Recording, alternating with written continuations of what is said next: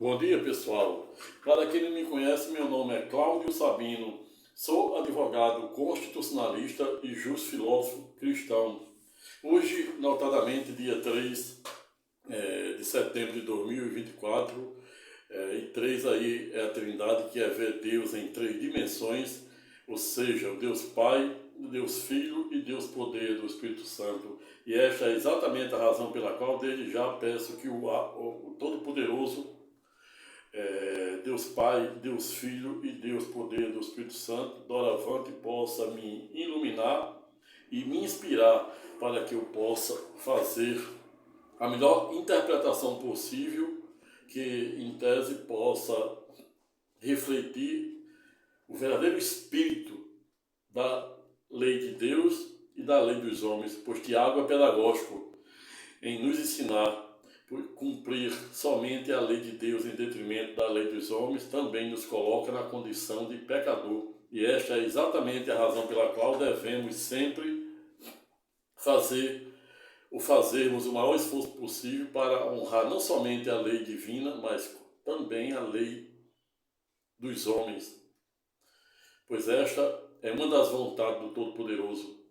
Dito isto, e para que o presente vídeo aula em tese não fique maior do que eu pretendo, desde já dou as boas-vindas ao presente canal da Cidadania, canal 3D ou 3 Dimensões, canal Portal Jurídico News, combinado com Sabino Advocacia News. Desde já dando não somente a boas-vindas, como agradecendo aos mais de 79 mil, quase 80 mil views em pouco mais de 11 meses de abertura ou criação do presente canal da Cidadania. Agradeço aos quase 80 mil views, sobretudo aos novos inscritos. Sejam todos muito bem-vindos, bem-vindos. E esses que estão chegando agora, que não conhecem o propósito do presente canal, desde já informo com tudo no ponto que o propósito do presente canal consiste exatamente em 3D, não à toa. Pois no primeiro bloco, ou seja, no D1, você que está a me ouvir tem diariamente a ímpar oportunidade de assistir videoaulas onde eu falo sobre as mais diversas temáticas do direito constitucional, notadamente no que aduz o direito da cidadania. Sobretudo no que vem sendo pacificado pelo STJ, considerado Tribunal em tese da Cidadania, e o Supremo Tribunal Federal, para quem o baiano Rui Barbosa, não novidade à época, dizer o mesmo, ter a faculdade de errar por último. A sorte é que no presente canal, em que pese, podemos contar com a terceira instância, saber, o Tribunal de Cristo, por nele eu creio e nele todos devem confiar. Dito isto, relembro o que eu já vinha dizendo desde o primeiro vídeo dos dois canais, que todo texto dissertativo, narrativo, no mínimo deve preceder de antíntese, que é a parte introdutória, tese, que é o fundamento, e a síntese, que é a conclusão. Razão pela qual, desde já, inicio comunicando o título objeto do nosso estudo de hoje. Abre aspas.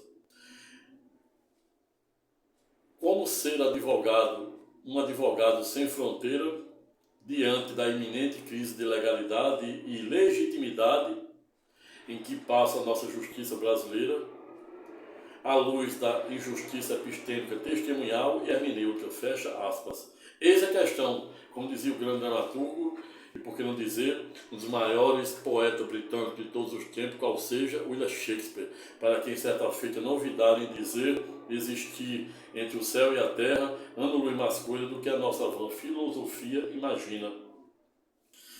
Mas qual fora exatamente a razão pela qual, no dia de hoje, dia 3, que representa a Trindade, que é ver Deus em três dimensões, resolvi deliberar e verticalizar um pouco, sem ter a menor pretensão de voltar à matéria, tampouco faz nenhum demérito aqueles que por um viés filosófico, ideológico, jurídico, pensam em sentido contrário, pois isso é a democracia, como defendia o grande premier, quando discursava na Casa dos Comuns de 1947, a saber sua excelência, o primeiro-ministro Winston Churchill, para quem à época fora pedagógico, no sentido de dizer que a democracia é o pior dos regimes, à exceção dos demais. Ou seja, o Tututu estava dizendo que, por pior que seja o regime democrático, ao revés do mesmo será ano-luz melhor do que os silêncios da ditadura. E remontando aqui uma fala do ex-presidente do Brasil, a saber, Dilma Rousseff,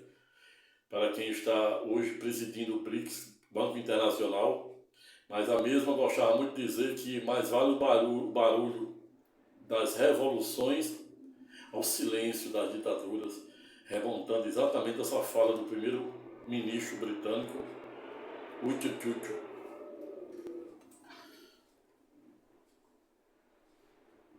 Mas, afinal, o que me motivava no dia de hoje falar de um tema em tese simples ou comezinho, não obstante sensível e importante, a saber, Advogados Sem Fronteira, diante de uma iminente e manifesta crise de legalidade e legitimidade em que a justiça brasileira vem passando, notadamente quando o mundo assiste de camarote esse duelo de titãs entre Alexandre de Moraes, um dos 11 ministros do Supremo, no bojo dos inquéritos das fake news, duelando contra o homem mais rico do mundo, a saber, Elon Musk, que é dono da Tesla, que fabrica bateria e carros elétricos. É dono também da Neuralink, que já fez, salve melhor juiz, 2 implantes de chip no cérebro humano, com o objetivo de criar uma espécie de interface entre o cérebro humano e a máquina, a ponto de permitir que pessoas com doenças degenerativas, doenças neurológicas e que não têm movimentos nos membros superiores, inferiores, possam mandar, por meio desse chip, criar uma espécie de interface ou comunicação do cérebro com a máquina humana, ou seja, a ponto de conseguir mover o mouse, digitar e até mesmo enviar mensagem.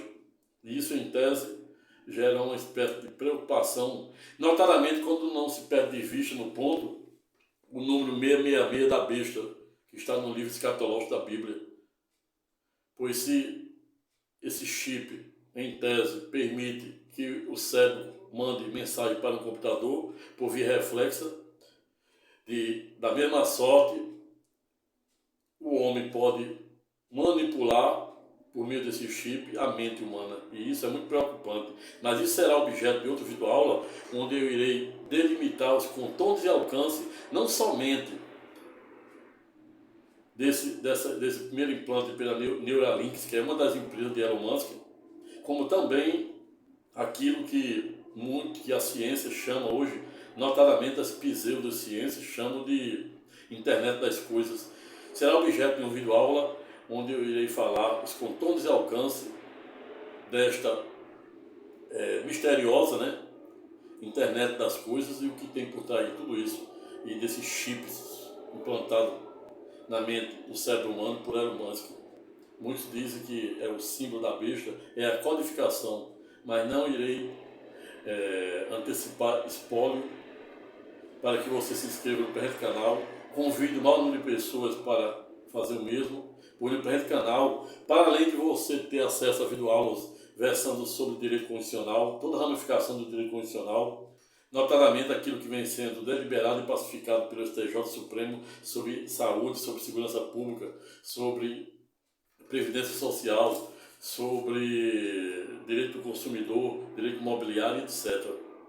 Mas no primeiro canal, em que pese, você também tem aí a oportunidade de ver, assistir videoaulas que eu falo sobre filosofia, sobre a neurociência, sobre a psicanálise de Klein, Freud, Jung e Lacan, sobre o materialismo arminiano, sobre a segunda reforma protestante dos calvinistas, notadamente a pessoa de João Calvino. Falo dos protagonistas também, isso no terceiro bloco, que eu batizei como Tribunal de Cristo, dos protagonistas da Igreja Católica, notadamente na pessoa de Santo Agostinho, da monista de Santo Agostinho, a dualística de São Tomás de Aquino. Falo dos patriarcas Abraão, isso aí já na plataforma 3. Falo muito sobre o rei Salomão. falo sobre o budismo do grande Buda Siddhartha,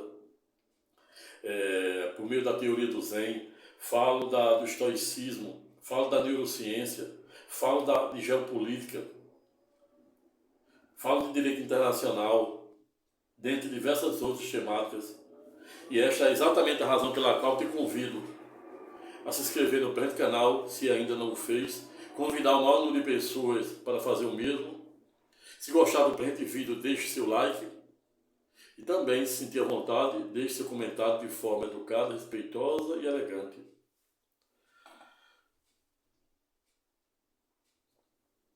Mas afinal, qual a maior motivação no dia de hoje eu ter criado o título, a saber, Advogados Sem Fronteira, diante da iminente crise de legalidade e legitimidade em que está soberbada a justiça brasileira, à luz da injustiça epistêmica, testemunhal e hermenêutica? Explico, e como sempre, a resposta de fácil alcance. Hoje o mundo está assistindo de camarote esse duelo aí do Supremo, notadamente na pessoa de Alexandre de Moraes com Elon Musk. Elon Musk desafiando, não somente desafiando, como descumprindo ordem judicial, e não à toa isso fora o divisor de água que autorizaram e legitimaram Alexandre de Moraes a bloquear o X redes sociais, antigo Twitter, de propriedade de Elon Musk, sobretudo a Starlink, que também é de propriedade de Elon Musk. Mas eu já fiz diversos vídeos para quem fui pedagógico, no sentido de dizer, citando Nicolau Maquiavel, não, citando o Espírito das Leis, de Montesquieu, no sentido de dizer que quando for a um país, não se preocupe em saber se as leis lá são boas ou ruins, e sim são cumpridas. Ou seja, quando a gente visita a casa de alguém, quando a gente visita um país de alguém, quando a gente visita o estado de alguém, a casa de alguém, a gente não deve querer mudar a cultura das pessoas, a gente não deve querer mudar os sistemas, os mais diversos sistemas de poder, de governo, e sim, de forma educada, respeitosa e elegante, dizer a que veio. Ninguém é obrigado a aceitar as mais diversas teratologias, as mais diversas ideologias, tampouco é obrigado a conviver com ninguém. Mas nós temos o dever, é um direito-dever, de respeitarmos as adversidades.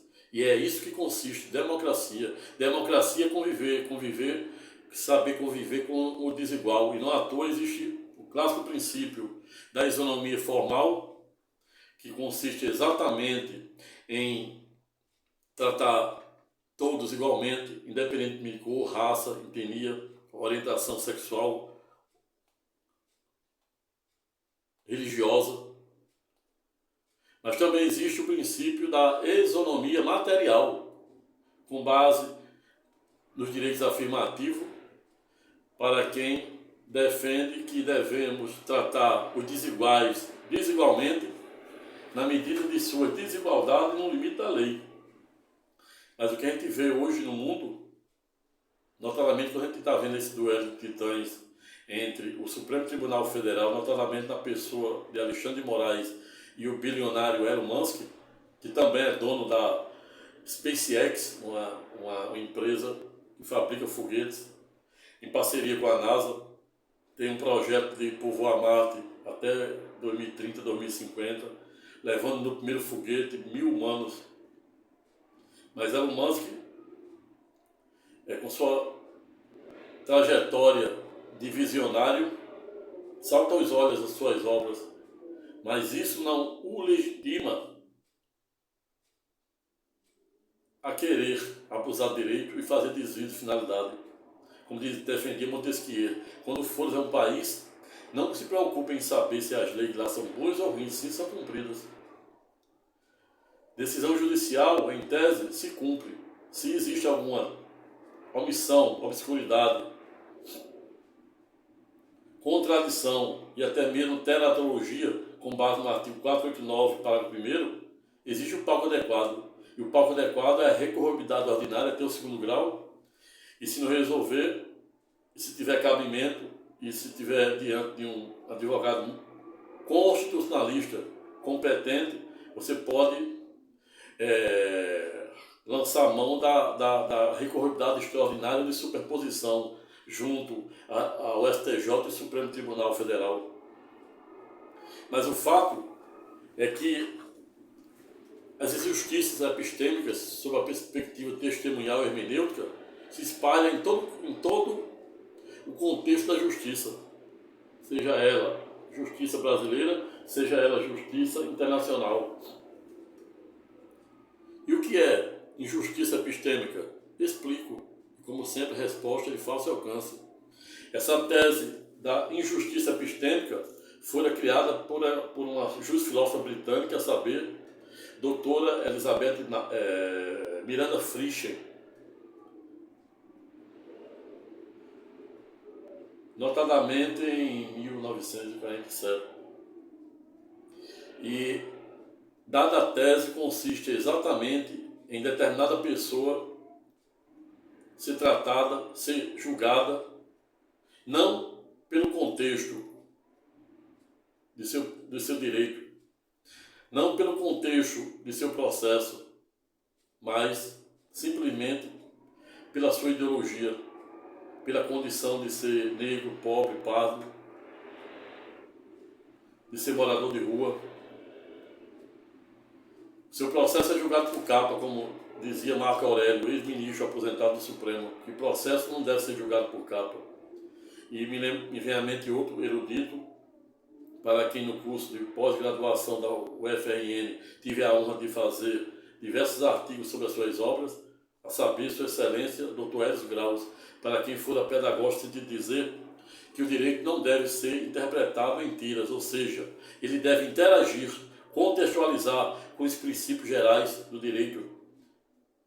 E não à toa hoje a Constituição chegou a um patamar do transconstitucionalismo, a ponto de dizer que o direito constitucional não pode ser tratado como uma ilha isolada. Ela tem que interagir com as demais democracias, nos remontando também àquela ideia do universalismo cultural, que antes era o relativismo, a cultura que se aplicava no norte não se aplicava no sul, a cultura que se aplicava no oriente não se aplicava no ocidente. Aí vem o multiculturalismo mitigando essa tese do relativismo cultural, e aí começa a avançar e expandir as culturas pelos mais diversos cantos do mundo. E aí não bastaram, vem o universalismo cultural, dizendo a cultura que se aplica no norte, se aplica no sul, no leste, no oeste, no mundo ocidental, se aplica no mundo oriental, no leste europeu e etc. Isso é o universalismo cultural. Isso é o transconstitucionalismo, tratado na nossa Constituição de 88, notadamente por meio da emenda constitucional número 45, e vem sendo disseminada e defendida pelo colega constitucionalista, a saber, Dr. Marcelo Neves, desde 2009, por meio da sua tese de constitucionalismo simbólico, e lá nos Estados Unidos pelo colega Berticella, a saber, Dr. David Landau, em sede da tese do constitucionalismo abusivo, que consiste exatamente em determinadas autoridades soberanas, mesmo sabedoras de determinada coisa errada, elas vão para a mídia em massa para dizer exatamente o contrário, como defendia Elizabeth Naumann, por meio da sua tese Espiral do Silêncio, que é exatamente aquela tese que faz com que determinadas pessoas, mesmo sabendo que determinada coisa errada é amoral, elas vão para mídias em massa dizer exatamente o contrário para agradar as correntes dominantes. A melhor maneira de dominar pessoas é neutralizando o pensamento delas. E é isso que os maiores sistemas democráticos do mundo fazem. Notadamente as autocracias como da Rússia, da Arábia Saudita, do Irã, da China, em especial da Coreia do Norte. Mas afinal, do que estamos a falar? Novamente explico, e como sempre a resposta de fácil alcance. A razão pela qual no dia de hoje fui instado ou provocado a falar um pouco do tema, abre aspas, Advogados Sem Fronteira, à luz da iminente e manifesta crise da legalidade e legitimidade da justiça brasileira, e por que não se estender também ao mundo, foram exatamente em razão de, para além de estarmos postados diante de uma espécie de corrupção sistêmica, até mesmo na justiça, a ponto de o mundo assistir hoje de camarote, medidas austeras tomadas pelo CNJ, pelo Corregedor-Geral de Justiça, na pessoa do eminente ministro Salomão, hoje vice-presidente, ao lado do atual presidente Benjamin, que é de Catalão do Rocha. Mas o que o mundo vem assistindo de camarote é uma crise, é uma corrupção sistêmica na justiça, também defendida pelo colega norte-americano, no colega brasileiro, a saber, Dr. Marcelo Neves, em sede da sua tese do constitucionalismo simbólico. É uma corrupção sistêmica que não tem para onde recorrer, onde hoje o mundo assiste de camarote, o CNJ investigando, processando e punindo juízes vendendo sentença, desembargadores vendendo sentença, e isso é uma conduta odiosa. E me vem à mente um grande chefe das prisões inglesas, a saber, Arthur Griffith, para quem à época fora pedagógico de dizer existir dois tipos de delinquente, a saber, aquele que jamais deveria ir para a cadeia, aqueles que praticam crime de bagatela, de pequena monta, roubam um pão, porque o filho está morrendo de fome, roubam um pedaço de bife, rouba um leite e etc. Mas Arthur Griffith, chefe das prisões inglesas, também fora pedagógico de dizer existir delinquentes que jamais deveriam sair da cadeia, como aqueles de colarinho branco, pois aquele que você escolhe por meio do sufrágio universal para ser seu representante no parlamento e no poder executivo estadual, municipal, estadual, e no outro dia vende a sua alma para o diabo, estes, como defendia o erudito chefe das prisões inglesas, devem morrer na cadeia. Você imagine o quão odioso é um juiz, um desembargador, que deve ter uma conduta ilibada, mais ilibada de todos os operadores de direito, se dá o papel, se presta o papel de vender sentença, de se corromper, de prevaricar, de cometer advocacia administrativa, corrupção ativa, de abusar contra direito de advogado, direito e prerrogativo de advogado. O advogado, segundo o artigo 133, é indispensável à administração da justiça, sendo violável pelos seus atos no exercício da profissão e no limite da lei. Mas, afinal, o que torna e o que forma e o que legitima um advogado, o que diz que um advogado é sem fronteira? É exatamente a sua conduta ética, moral. É exatamente o seu senso de ponderação adequada, a maneira e a acuidade jurídica como ele lida com o direito de seus constituintes. O advogado é o primeiro juiz. O advogado, para ser considerado advogado sem fronteira, ele tem que ser literalmente parcial com a dor, com o sofrimento, com a supressão daquele que ele procura, daquele que ele contrata, a saber, o seu constituinte, o seu cliente. O advogado, para além dele ter que ser o primeiro juiz, ele deve ter um preparo mínimo de psicologia, de humanismo, de filosofia, de psicanálise, de neurociência,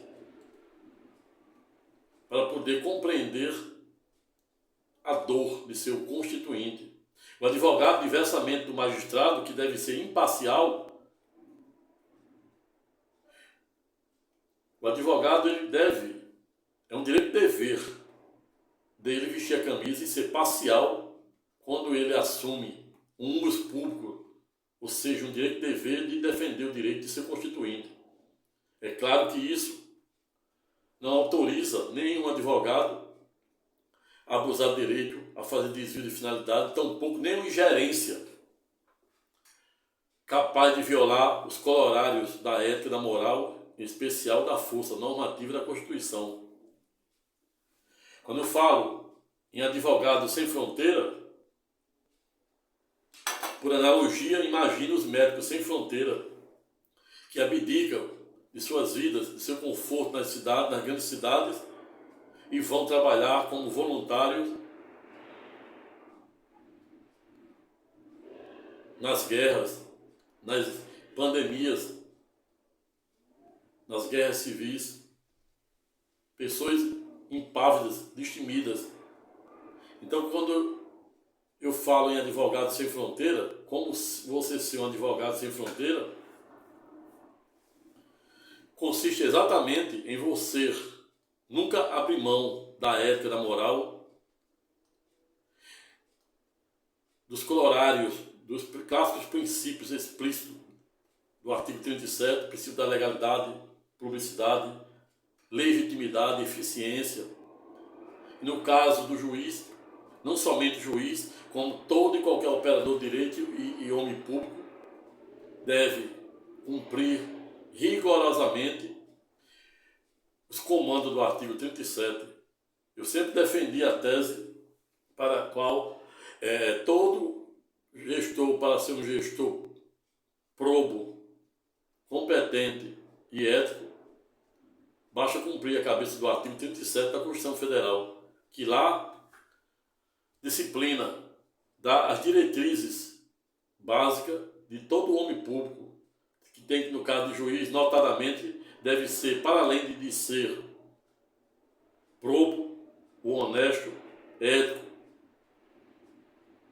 ele deve ser imparcial. E foi exatamente essa imparcialidade que fizeram com que o Supremo Tribunal Federal anulasse todos os processos da lavra do ex-juiz federal Moro, atual senador da República, porque ele violara esse princípio, sagrado princípio sensível da imparcialidade. Ou seja, para além de todos os homens públicos terem que ser, seus atos estarem revestidos de imparcialidade, outro sim, por via reflexa, de maior sorte ainda, deve ser o magistrado. O magistrado, ele deve ser imparcial. Ele não pode julgar o processo por capa. Ele não pode julgar o processo ignorando o contexto fático, jurídico, o acervo probatório. Ele não pode deixar de valorar a devida cognição adequada, tão bem defendida pela tese de um ex-professor da UFRN, a saber, doutor Ricardo Tinoco, em sede da sua tese de doutorado, da cognição adequada. Mas na prática não é bem assim.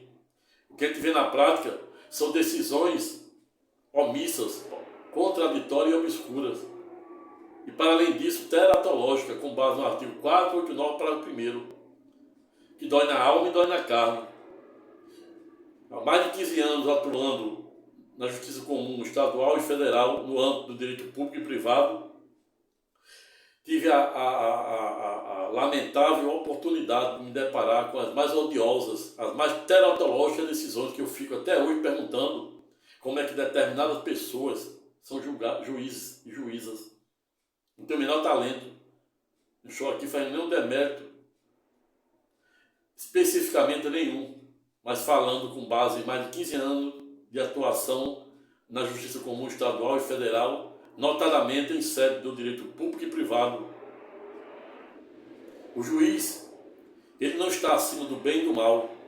Ele deve estar sob o império da força normativa da Constituição. Ele deve estar sob o império do Código de Ética da magistratura. Ele deve estar sob o império da fiscalização do CNJ. Quando a gente vê hoje desembargadores sendo afastados, processados e condenados por vender sentença, isso dói na alma, dói na carne.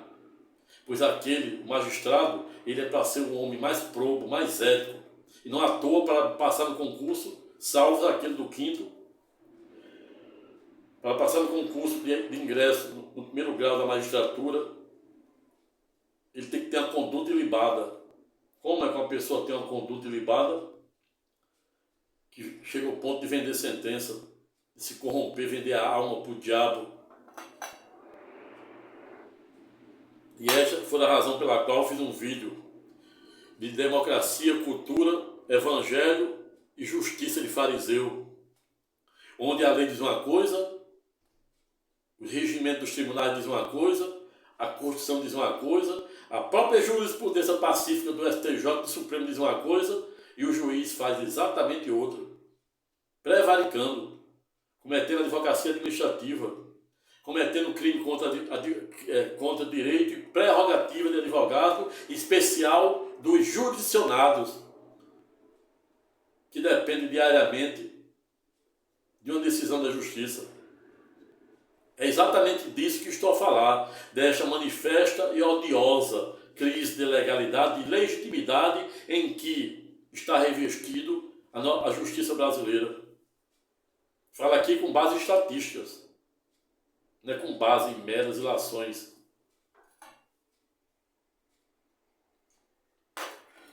Muitos colegas advogados se declinando da advocacia, muitos sequer, mesmo passando na OAB, não tem nem coragem de começar, de iniciar. Muitos, por conta dessas perseguições, dessas decisões, entendeu? Dessa crise de legalidade e legitimidade em que a justiça está eivada, onde o juiz revoga tutela que fora deferida com prova incontroversa. Ao revés, outros negam, mesmo estando presente todos os pressupostos da probabilidade do direito e do risco da demora. Sentenças, desembargadores, turmas recursais, câmaras cíveis, revogando sentenças sem nenhum fundamento, sem nenhuma justa causa, até mesmo ignorando justiça, ignorando perícias judiciais que foram feitas na origem, no juízo de piso ou de primeiro grau.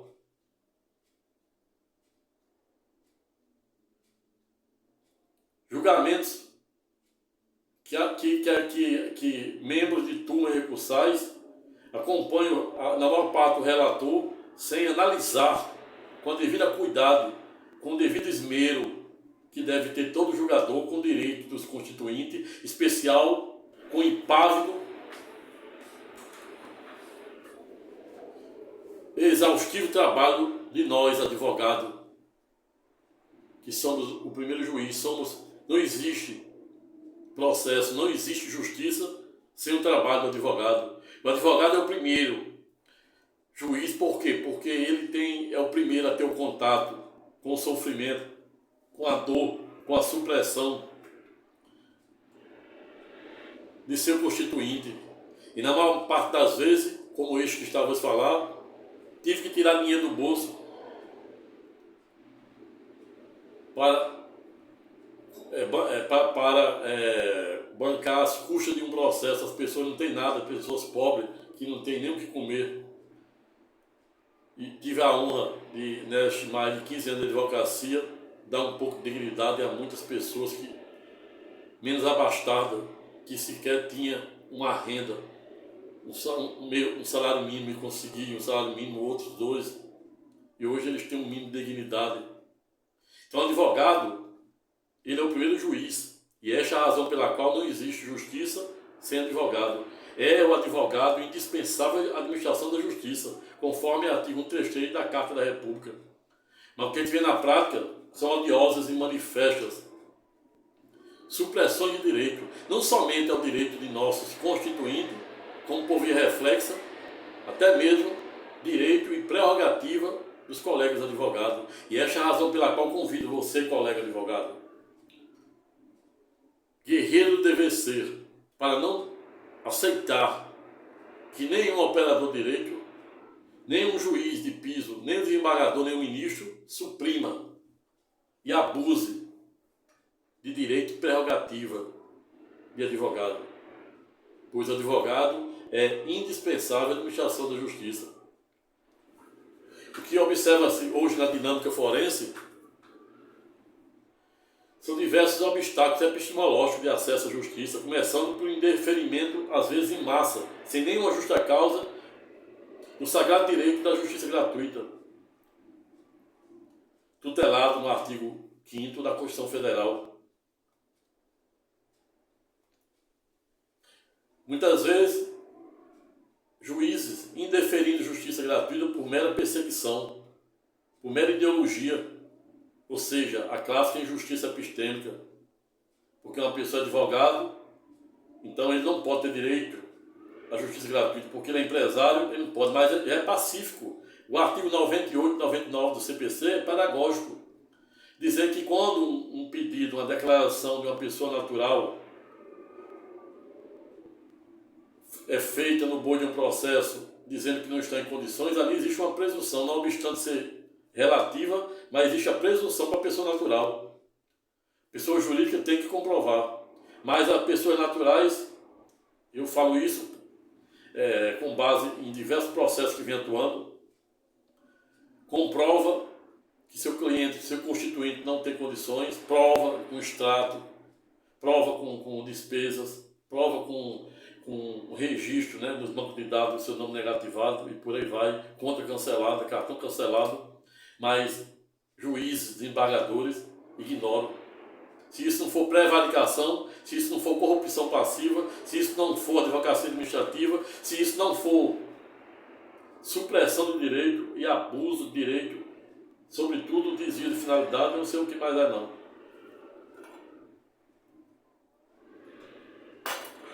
Veio, portanto, que os obstáculos epistemológicos de acesso à justiça, bem como as injustiças epistêmicas, testemunhal e hermenêutica, saltam aos olhos na justiça brasileira. E isso vem criando uma crise de legalidade e legitimidade, a ponto dos jurisdicionados, os súditos e até mesmo advogados sérios, como este que estávamos a falar, deixaram de acreditar na rigidez das instituições democráticas de direito, notadamente do Poder Judiciário. Não generalizando, é claro, existem juízes e juízas, desembargadores, ministros e ministras, que devemos tirar o chapéu, que honra a toga. Mas, lamentavelmente, esta não é a realidade de alguns. E aí a gente está vendo aí. Todo dia a gente vê, quando abre a manchete, abre as redes sociais, a gente vê desembargador, juiz, acusado de vender sentença. Isso é uma conduta deletéria, nociva, odiosa, para não chamar de criminosa. Pois um juiz que vende sentença, ele vende a alma para o diabo. E não há como conciliar, agradar a Deus e ao diabo. Mutatis mutandis. Dê a César o que é de César e dê a Deus o que é de Deus. Deus é pedagógico, a palavra de Deus. Quando diz cumprir somente a lei de Deus em detrimento da lei dos homens, também nos coloca na condição de pecadores. Tiago.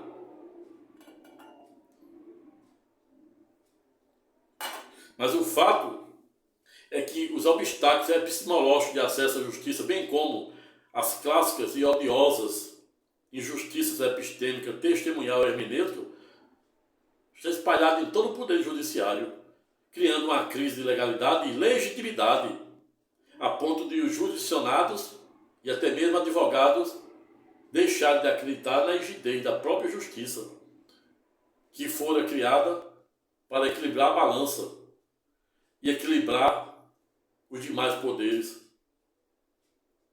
Mas os obstáculos epistemológicos de acesso à justiça devem ser quebrados por todo advogado impávido, por que não dizer, por todo advogado sem fronteira.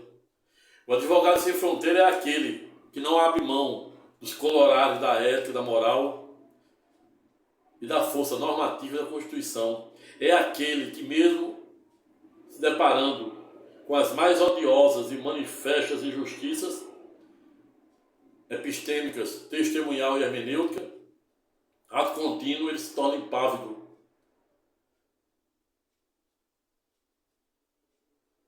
Em continuar a perseverar no direito de seu constituinte e muitas vezes em prol da sua própria ou das suas próprias prerrogativas, conforme artigo 133 da Carta da República de 88, que diz e coloca o advogado como indispensável à administração da justiça.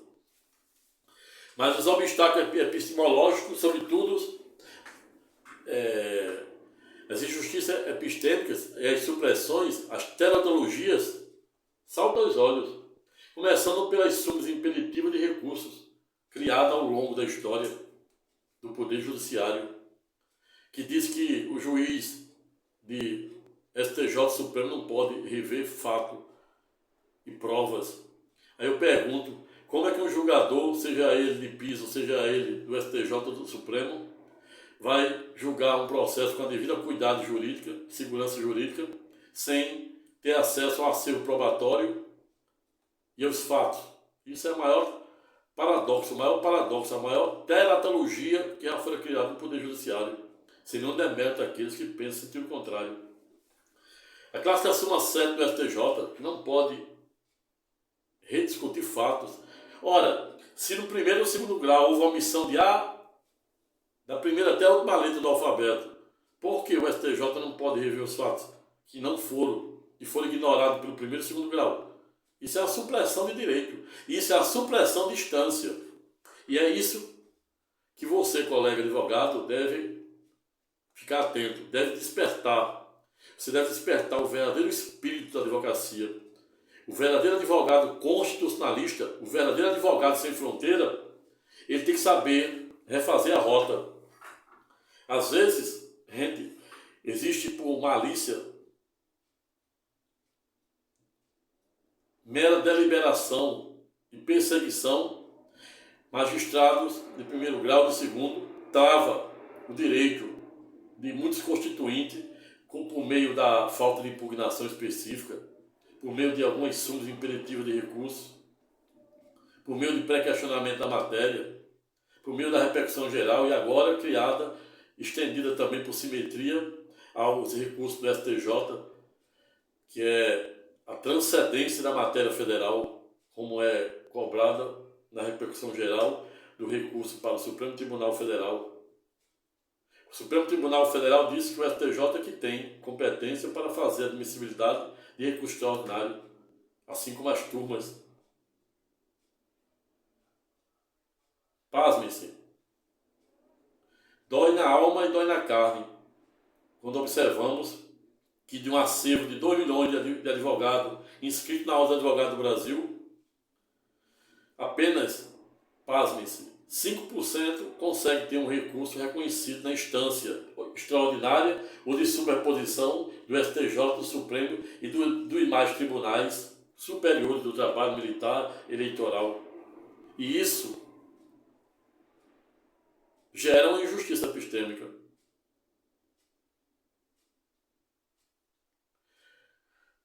E 5% apenas consegue, em tese, ser conhecido. Passa longe de ser provido.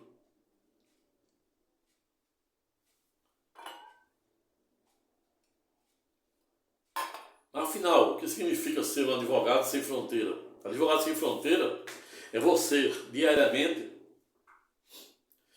se deparar com súmula 7, que diz que não pode rediscutir fato nem provas, é você se deparar com impugnação específica, é você se deparar com omissão, contradição, obscuridade, é você se deparar diariamente com teratologia, artigo 481, parágrafo 1º, e você não desistir, e você não quebrar o decoro, e você se indignar. Se indignar é legítimo, até Jesus se indignava no tempo.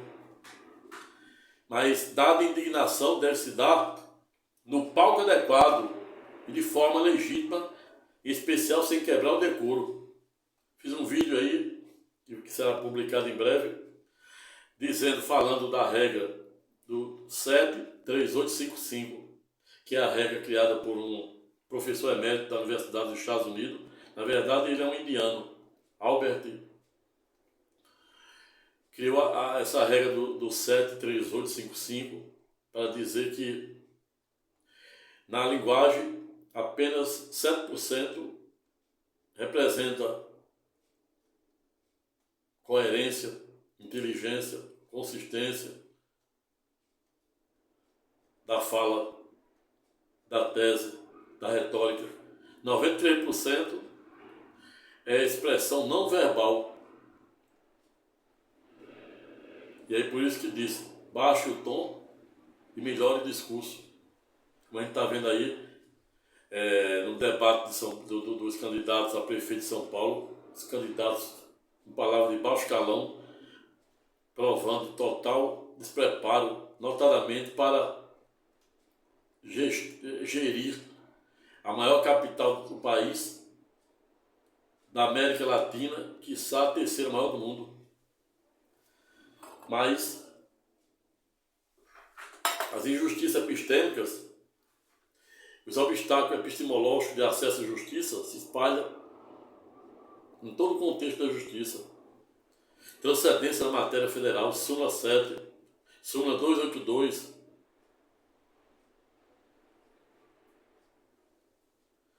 Essa crise iminente manifesta a crise de legalidade e legitimidade a ponto de muitos advogados estar se declinando, muitos não têm nem coragem de iniciar a advocacia, muitos estão, não obstante diversos anos de estrada, mas não consegue sequer pagar o escritório, não consegue sequer sustentar a sua família. Muitos declinando da profissão, procurando fazer qualquer outra coisa. Por quê? Por conta dessa crise de legalidade e legitimidade em que está revestida a justiça. Mas o advogado sem fronteira não deve ser apenas mais um no meio da multidão. Ele deve ser uma presença viva. Ele deve saber refazer a rota. E como se refaz a rota quando quando o advogado se depara com a situação em que o processo está literalmente perdido, primeiro e segundo grau. Existem diversas maneiras do advogado sem fronteira refazer a rota, bem como classificação revisional, no caso agora, do julgamento do recurso extraordinário 635659, para que o Supremo Tribunal Federal autorizar o uso e o porte de maconha até 40 gramas. E aí, isso legitima diversas pessoas que vêm sendo processadas por crime de tráfico, até esse limite de 40 gramas, a ter a legitimidade de pedir revisão de seu processo na justiça, revisão criminal. Mas existem diversas maneiras do advogado sem fronteira, impávido, ético, probo e competente, refazer a rota por meio da classificação de revisão criminal, por meio, na área do direito civil, da classificação rescisória dentro do prazo bienal, ou seja, de 2 anos. Mas existem diversas maneiras de o advogado sem fronteira refazer a rota quando o direito de ser constituinte está quase que travado pelas impugnações específicas, pela ausência de pré-questionamento da matéria. Existe uma grande diferença entre o processo, notadamente do processo de civil, entre o rito comum, entre o rito especial e o rito especial. Sobretudo, quando estamos diante de temáticas como processo de conhecimento e processo de execução, existe uma particularidade. Enquanto algumas matérias se precluem no processo de conhecimento, no processo do rito comum, de procedimento comum, quando estamos no processo de execução, existe algumas matérias que jamais, repita, jamais preclui.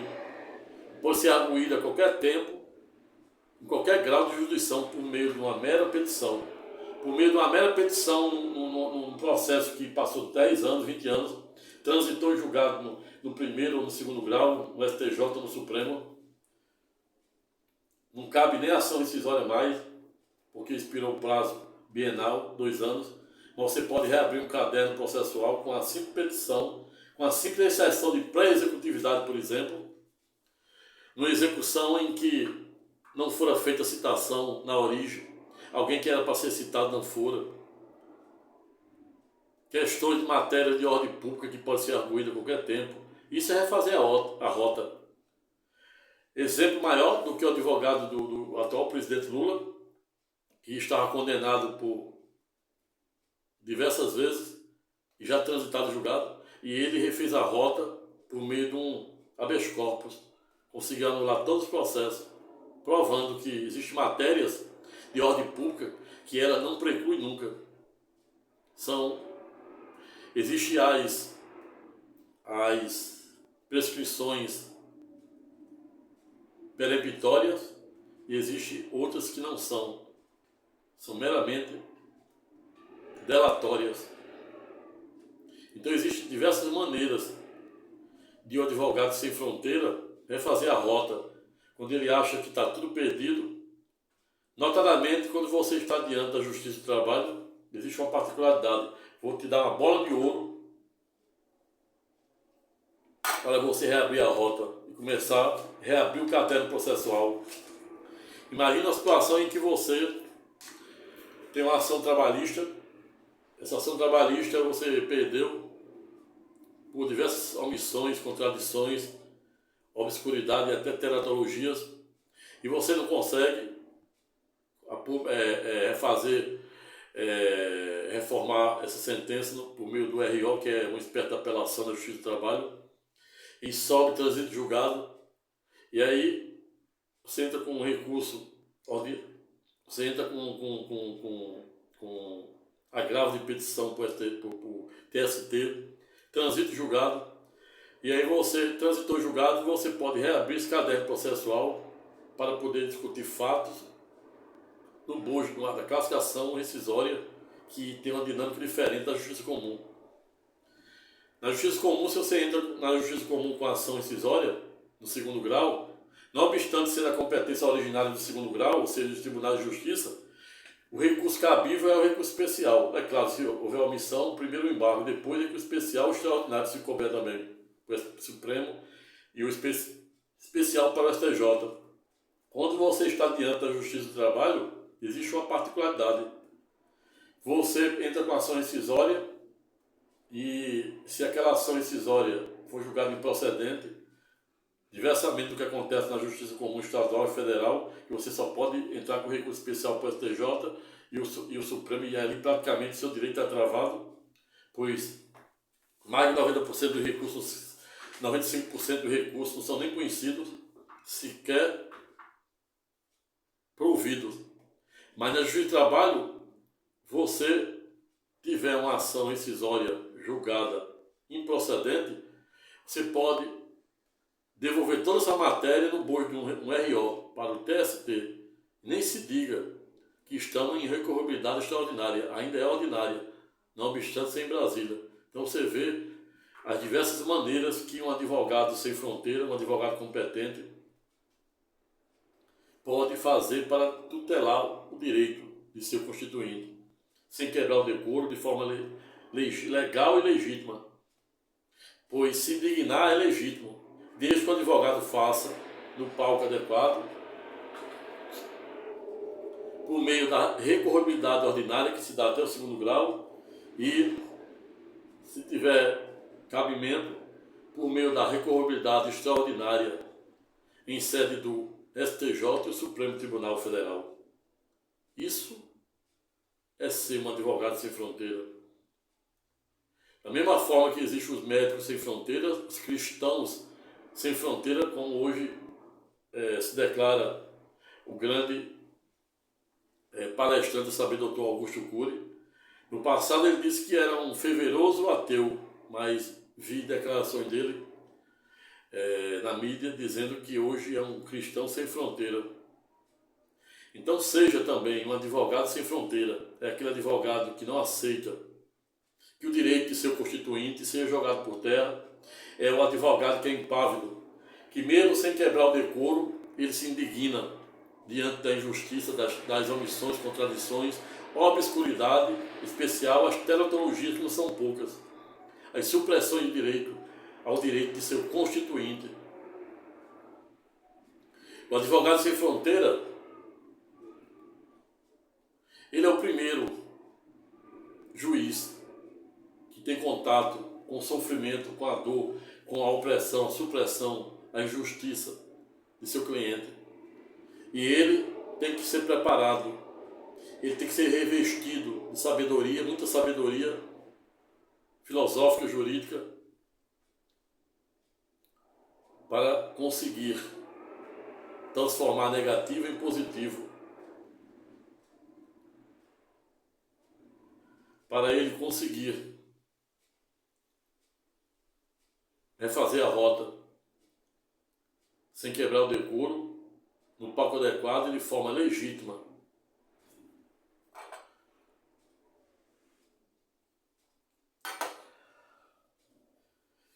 Mas o fato é que as injustiças epistêmicas, testemunhal e hermenêutica,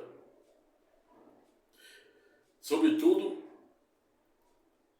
as diversas teratologias e as injustiças epistêmica, testemunhal e hermenêutica, saltam aos olhos e faz com que muitos colegas advogados se declinem da advocacia e muitos sequer iniciem o ministério da advocacia.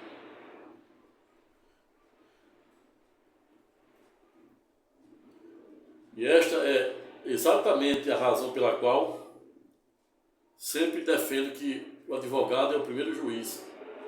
O advogado é um uso público, é um direito e dever de o mesmo ser parcial com o direito, com a tutela do direito de seu constituinte, sem, contudo, quebrar o decoro e, pior ainda, abusar do direito, fazer desvio de finalidade e nenhuma ingerência.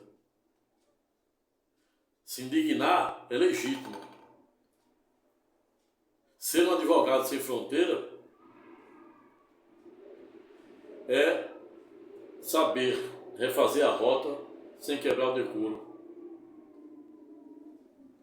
É se indignar no palco adequado, em sede da recorribilidade ordinária e a extraordinária de superposição junto ao STJ e ao Supremo. Mas ser um advogado sem fronteira é também não permitir que nenhum julgador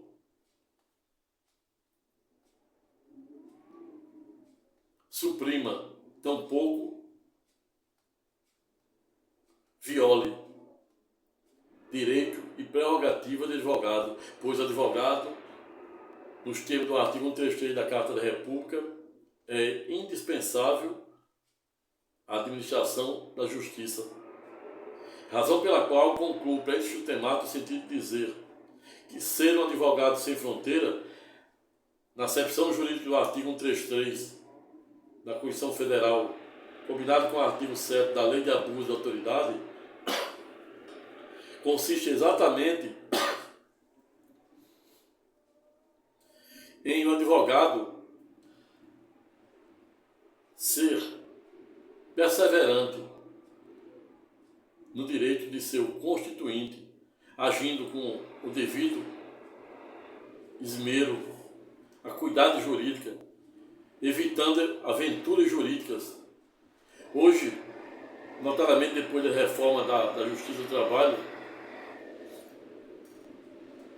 mudou totalmente a dinâmica da Justiça do Trabalho. A Justiça do Trabalho, o advogado, ele precisa não somente da Justiça do Trabalho, como em toda a Justiça Comum estadual e federal. O advogado, antes de pegar uma ação de seu constituinte, ele precisa analisar o contexto fático e jurídico. Ele precisa ver se o direito de seu cliente, de seu constituinte, é bom ou ruim. Pois, a depender do contexto, ele pode colocar o seu cliente numa aventura jurídica e o mesmo ser até mesmo condenado a pagar custos judiciais e honorário para o advogado da outra parte. E esta é a razão pela qual digo que ser um advogado ético, ser um advogado sem fronteira, consiste exatamente em advogado ter o devido preparo, devido domínio e a devida consciência jurídica do dever que o mesmo tem diante dos colorados da ética, da moral e da força normativa da Constituição. Pense nisso, pois o mesmo poder, o mesmo conhecimento e a mesma arma que liberta, cura e salva, ao revés, se não bem utilizada em prol da dignidade da justiça e do bem comum dos jurisdicionados, ao revés, terá o condão de aprisionar, destruir e até mesmo matar. Pessoal, vou ficando por aqui. Não tive a menor pretensão de esgotar a matéria, tampouco Fernando demérito aqueles que pensam por sentido contrário, pois isso é democracia. Se gostar do presente vídeo, se inscreva no presente canal, compartilhe o presente vídeo com o maior número de pessoas, aperte o sininho para ser avisado para os próximos vídeos.